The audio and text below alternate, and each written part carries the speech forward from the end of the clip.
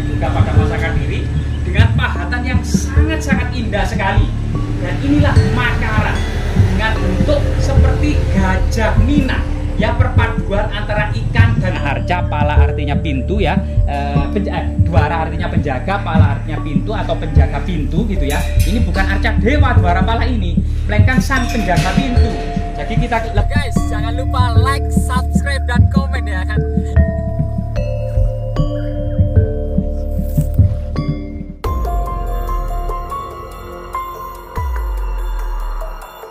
saat ini ya, ternyata penemuan dan penggalian terus berlangsung dilakukan oleh BRIN. Sebuah candi diduga terbesar dan terindah, melebihi dan menandingi Borobudur. Sebuah candi bercorak Buddha, ya, Buddha Mahayana, dan di sini ada Mahakala. Rahayu, Rahayu, Rahayu. Jadi Kalah Makara di sini ini merupakan ambang pintu atas dari bangunan candi. Makaranya saja seperti ini ya kalahnya ya. Dan ciri kalah di sini ini tanpa rahang bawah, mengingatkan ciri pada dinasti Sailendra masa Jawa Tengah atau peralihan ya masa Jawa Tengah dengan Jawa Timur. Hidungnya nyeprok ya, matanya melotot, pipinya ada bulatannya ya gitu ya. Dan ada semacam mahkota. Ini adalah Makara yang biasanya berada di ambang pintu masuk bangunan candi, termasuk di ambang relung-relung bagian candi. Sebagian batu-batu ini masih terpendam di dalam tanah.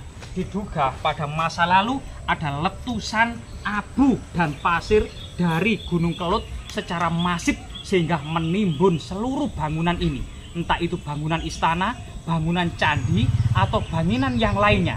Namun kita akan bisa memecahkan teka-teki itu dengan arca-arca yang ditemukan serta panteon-panteon yang mengindikasikan sebuah bangunan suci berciri agama Buddha Mahayana. Di belakang kita yang dikelilingi pagar kawat ini ternyata ada sesuatu yang lebih besar dari dugaan. Ternyata ada Makara dan Dwara Pala terbesar di Jawa Timur. Coba kita lihat teman-teman dari sini ya. Nah ini. Makara raksasa seperti ini terbentuk oleh pahatan-pahatan dari para intelektual cendekiawan pada masa Kadiri gitu ya, diduga pada masa Kadiri dengan pahatan yang sangat-sangat indah sekali. Dan inilah Makara dengan bentuk seperti gajah Mina, ya, perpaduan antara ikan dan belalai gajah. Bahkan belalainya itu seperti benang sari, itu sampai menopang kilin ya, atau makhluk mitologi yang berada di atas Padmasana yang bagian depan nanti bisa kita lihat. Jadi gajah Mina ini merupakan filosofi dari kendaraan Dewi Gangga yang bisa hidup di air dan bisa hidup di darat ya. Diduga Makara ini merupakan bagian pipi kiri kanan gerbang masuk bangunan suci yang ada di timurnya. Jadi diduga bangunan suci ini menghadap ke barat, sebagaimana susunan kedua Makara yang masih presisi hingga saat ini ya. Nah ini, sedangkan di samping kanannya yang sudah digali adalah arca Dwara Pala ya, yang sangat besar juga. Diduga di samping kiri yang masih terpendam oleh abu vulkanik Gunung Kelut ini juga ada Dwara Pala. Sedangkan candi yang terbesarnya berada di belakang masih tertutup oleh lapisan abu vulkanik ya, sangat dalam sekali, sekitar 4-5 meter di dalam tanah. Diduga ada bencana dahsyat di masa lalu sehingga menimbun berbagai macam tinggalan yang berbau era Kerajaan Kadiri. Kerajaan Kadiri sebenarnya eksis ya, memimpin Jawa Timur ini mulai tahun 1042 Masehi hingga tahun 1222 Masehi, yaitu antara abad ke-11 sampai awal abad ke-13 Masehi. Kemudian digantikan Singosari ya. Nah ini. Selain kemudian Makara yang sangat besar, nanti kita ulas lagi ya, balok-balok batu bata merah ini cukup banyak. Jadi balok-balok batu merah yang tinggal fragmen ini banyak sekali. Bahkan di sini ini jejak pembakarannya ya, lebih dari 1000 derajat Celcius sampai meleleh batu bata merahnya. Lah ini. Kemudian kalau kita meneliti apakah bangunan di belakang ini berupa istana kerajaan Kadiri atau bangunan suci pemujaan atau bangunan profan lainnya, ada ciri-ciri yang ada di sini. Nah, di sini panteon arcanya berciri Buddha Mahayana.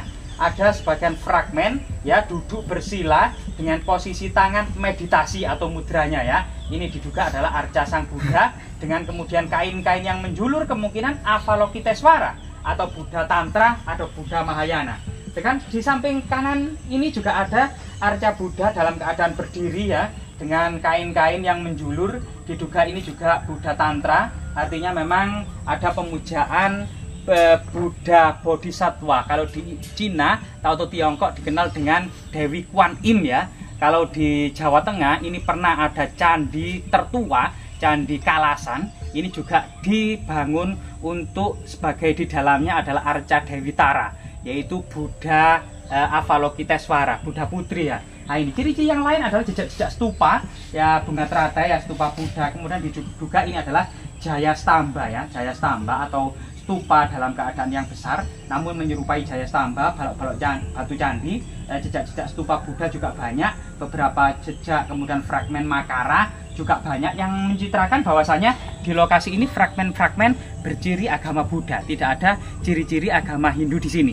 Jika kita lihat di samping sini gitu ya, maka makara ini benar-benar makara terbesar. Jadi di sini ada ujung dari belalai gajah tersebut atau yang disebut juga dengan gajah mina, matanya sembab tembem dan ada matanya juga. Kemudian berkolaborasi dengan ikan gitu ya, gajah berkolaborasi dengan ikan. Jadi apa namanya, belalainya itu ujung belalainya dengan dua lubang ini persis seperti belalai gajah. Begitu juga taringnya persis seperti dengan taring gajah. Tapi di depan ini adalah semacam benang sari yang memanjang ke bawah jauh, yang keluar dari mahkota bunga teratai yang sangat indah gitu ya. Nah ini keluar, maka dari sini kita akan bisa penampakan dari depan. Nah ini yaitu ternyata kemudian bisa jadi yang dibayangkan bunga teratai itu sebenarnya bukan bunga teratai, tetapi rahang bawah dari makara ini. Jadi sebuah benang sari atau putik keluar dari bunga padma atau teratai, kemudian menjulur sampai ke bawah tepat di umbun-umbun hewan kilin ya, hewan makhluk mitologi pada waktu itu atau kilin gitu ya, yang kemudian kilin itu seakan-akan duduk di atas padmasana atau bunga teratai, atau mungkin sebenarnya adalah gigi dan rahang serta lidah dari makara itu sendiri. Jadi makara di sini memang makara terbesar yang pernah ditemukan di Jawa Timur yang berciri bangunan suci pemujaan agama Buddha Mahayana.